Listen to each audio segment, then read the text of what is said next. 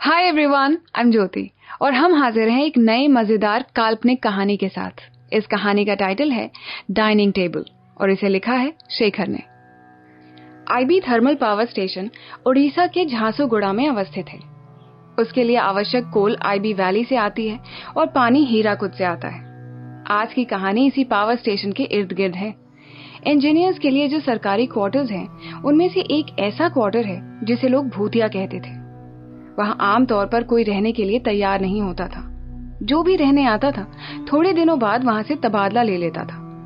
केरल के पी.ए. सेल्वन अपने परिवार के साथ वहीं रहने आए। उनके परिवार में 4 लोग थे। वो, उनकी पत्नी, एक बेटा और एक बेटी। बेटी अभी 8वीं कक्षा में थी और बेटा 4थी में। पत्नी घर का कामकाज संभालती थी। सेल्वन टरबाइन इंजीनियर थे और उन्हें वही भूतिया क्वार्टर मिला। पहले से कोई ये सब बातें बताता नहीं है। ये सिर्फ वही इंजीनियर्स कॉलोनी में रहने वाले लोगों को ही पता है। जो भी रहने आता है, थोड़े दिनों में जब उसे महसूस होता है तो वो उसकी शिकायत करता है और सरकार इन सारी बातों को ध्यान ही नहीं देती। तो मजबूरन इंजीनियर के परिवार को दूसरी जगह तबादला लेना पड़ता है। करीब 10 से भी अधिक परिवार उस घर में रहने आए और कुछ 4 से 5 महीनों के अंतराल में खाली करके चल दिए। वहां कोई हादसा नहीं हुआ था। जैसे आमतौर पर कहीं आग लग जाए या किसी ने खुदकुशी की हो तो एक नेगेटिव एनर्जी रह जाती है। खासकर जब ये बातें पता चलती हैं, तब रहने वाले के दिमाग में बड़ा गहरा असर होता है और फिर न चाहते हुए भी नजरिया बदल जाता है। प्लांट के रेपुटेशन का भी मामला था, इसलिए इस बात को सरकार कभी बढ़ावा नहीं देती थी। लेकिन ऑफिशियल कागजात पर इस बात का जिक्र कोई करे तो कैसे करे, और सिर्फ यही वजह है कि आज भी वो फ्लैट अलॉट कर दी जाती है। सेल्वन जब रहने आए तो कुछ ही दिनों में उनके साथ भी अजीब अजीब घटनाएं होने लगी। जैसे कि रात को सोते वक्त कोई आकर पैर खरोंच लेगा, छत पर किसी बच्चे की दौड़ने की आवाज सुनाई देगी, या फिर रसोई में रखे राशन जो रात को अपनी जगह पर होते थे, सुबह होते ही बिखरने लग जाते थे। कभी कभार उनके घर के एक खिड़की से किसी बच्चे की पुकार भी सुनाई पड़ती थी। सेल्वन इन सब चीजों को नहीं मानते थे और जैसे जैसे ये सब घटनाएं घटित होने लगी तो उन्हें भी धीरे धीरे यकीन होने लगा। बेटी अब 8वीं कक्षा में थी तो फिर से एक तबादला लेने का उनका मन नहीं किया। उन्हें लगा कि जो कुछ भी हो रहा है उससे उन्हें कोई नुकसान तो है नहीं, और अगर वो तबादला ले लेते हैं तो कहीं न कहीं बच्चों को मानसिक स्तर पर बहुत बड़ा आघात होगा। उन्होंने तय किया कि चाहे कुछ भी हो जाए, बेटी के 10वीं बोर्ड के एग्जाम के बाद ही वो तबादला लेंगे। दोनों बच्चों ने स्थानीय स्कूल ज्वाइन किया था, जहां प्लांट के बाकी सारे कर्मचारी के बच्चे भी पढ़ते थे। वो इलाका पूरी दुनिया से अलग था। उसके अंदर प्लांट के कर्मचारियों के लिए सारी सुविधाएं उपलब्ध थी, तो उनके बाहर आने जाने की कोई वजह ही नहीं थी।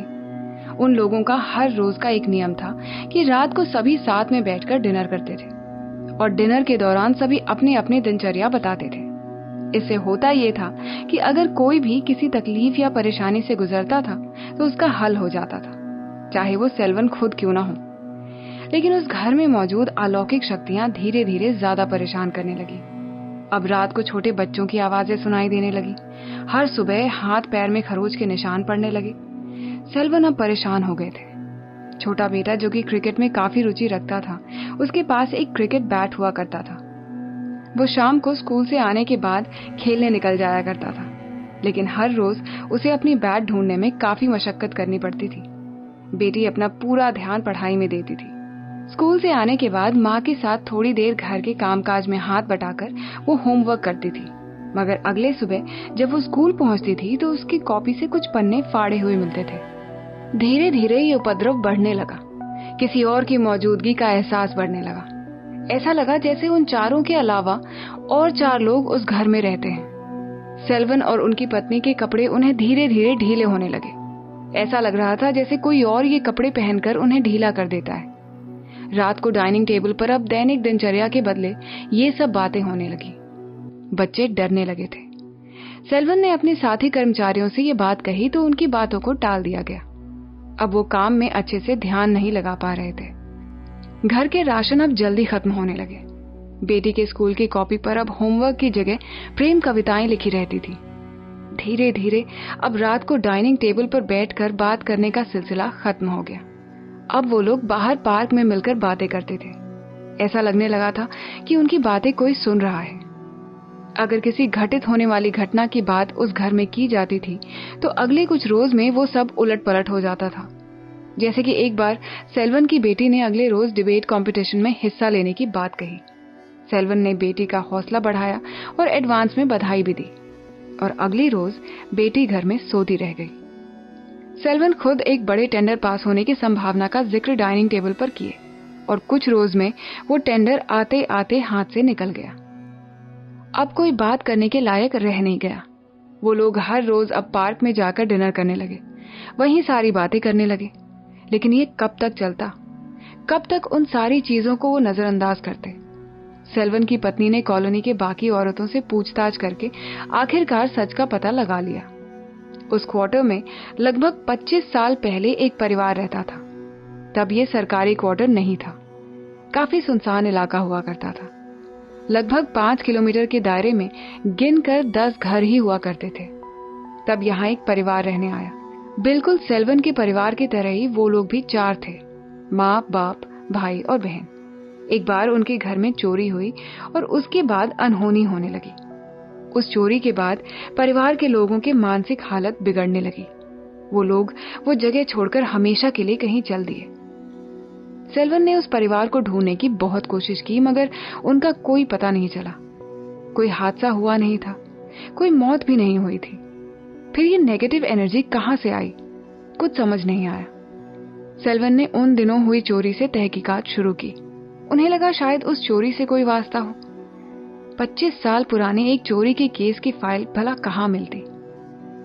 उन्हें लगा शायद उस चोरी से कोई वास्ता हो, लेकिन 25 साल पुराने एक चोरी के केस की फाइल से भला कहां कुछ मिलता?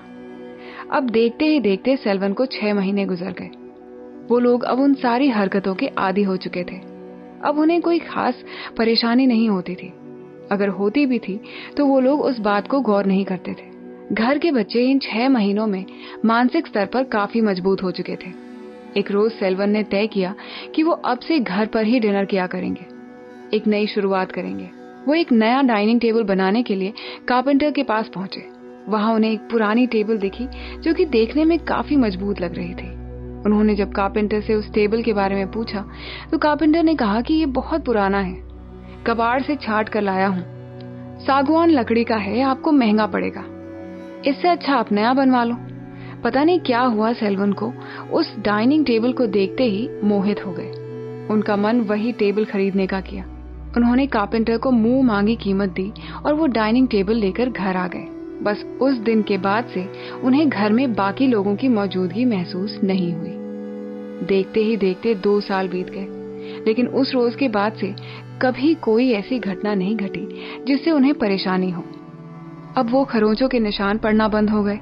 बेटे का बैट अब सही जगह मिलने लगा, और तो और रात को छत पर खेलने की आवाज भी नहीं आती थी।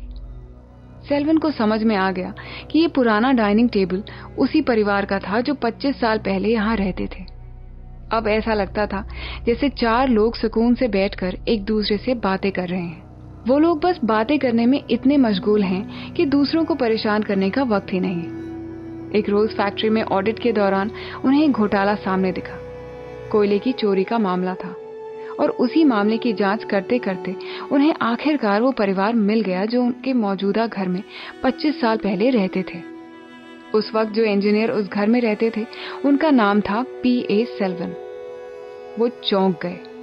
भला उनके नाम का एक आदमी हूबहू उनके परिवार जैसा एक परिवार का 25 साल पहले मौजूद होना कोई संयोग तो नहीं हो सकता। और वहीं उनको मालूम चला 25 साल पहले हुए हादसे के बारे में। दरअसल वहां 25 साल पहले आग लग गई थी और पूरा का पूरा प्लांट जलकर राख हो गया था। वो बहुत परेशान हुए। वापस घर जाकर डाइनिंग टेबल पर बैठ गए। आज डिनर पर वो चुप थे।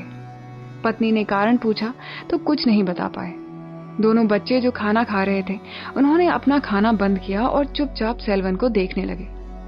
कुछ वक्त बाद सेल्वन को यह एहसास हुआ कि वो कहीं ख्यालों में खो गए थे, और तभी उन्होंने बच्चों से पूछा, क्या हुआ? बेटे ने जवाब दिया, पापा ये डाइनिंग टेबल हम नहीं वो लेकर आए हैं जो यहाँ अभी भी रहते हैं। अचानक पूरा फ्लैशबैक सेल्वन को दिखने लगा। दरअसल वो सारे लोग इस हादसे में मर चुके थे।